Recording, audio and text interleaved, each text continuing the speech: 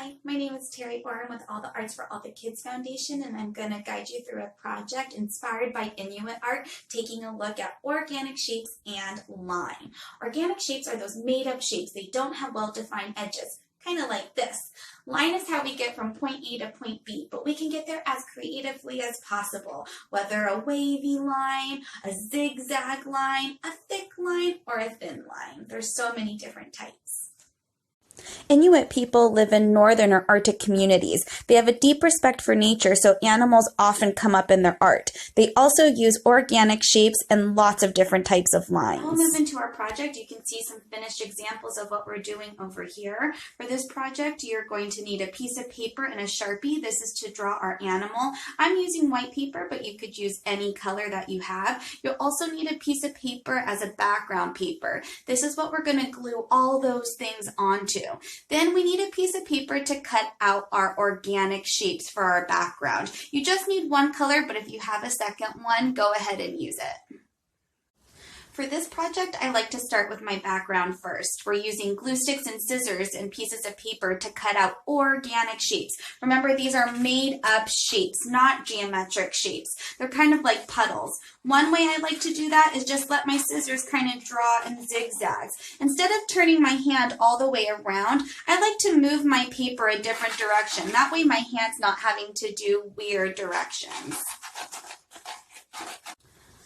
Sometimes when I'm cutting out shapes that I know I'm going to glue down to something, I like to keep one of the straight edges of the paper. That way when I cut out a shape, I know I could glue it all the way to the edge of my paper, kind of like this.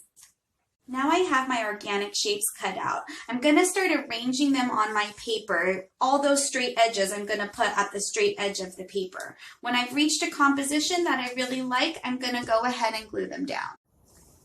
So I've glued down my organic shapes. I tried to place them in all areas of my paper. I even did just a little bit of overlapping. If you feel like you need to add more, you can go ahead and cut some more organic shapes out of your leftover paper. Now we're going to move on to drawing our animal. Remember, the Inuit art animals are more abstract. That means not realistic. So when we go to approach our animal, we don't have to make it look exactly how it looks in real life. So have some fun and be creative with how you choose to draw or outline your animal. For my animal, I'm going to do an owl, but you should do any animal that you like. Maybe think about what your favorite animal is, or even one that you would like to draw. You're just going to start by doing an outline. Then we're going to fill it up with different types of shapes and lines. So I have the outline for my animal down. Now I'm going to fill it in using different types of lines or even adding some organic shapes. I might add like a puddle shape right here. And then I notice there's a wavy line. So I might add a wavy line that kind of goes all the way around my owl. You could add chevron lines like this.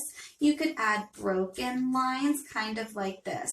Once you've finished adding whatever lines and shapes you want inside your animal, what I like to do is go in and color some areas all the way black. I've colored in quite a lot of areas black, and then I went in and added some extra lines in areas I thought needed it. Now we're going to cut out our animal. When I go to cut it out, I like to imagine there's a big bubble around the animal. So I cut just to the outside, not on my Sharpie line.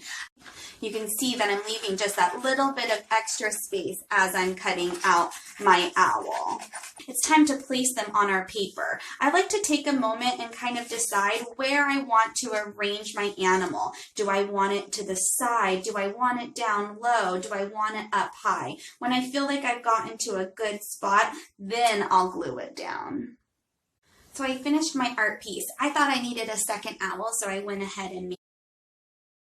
Thank you for joining me for this project. Check out some of these finished examples. Remember, you can use any color paper or draw any animal. We can't wait to see what you come up with. Thanks.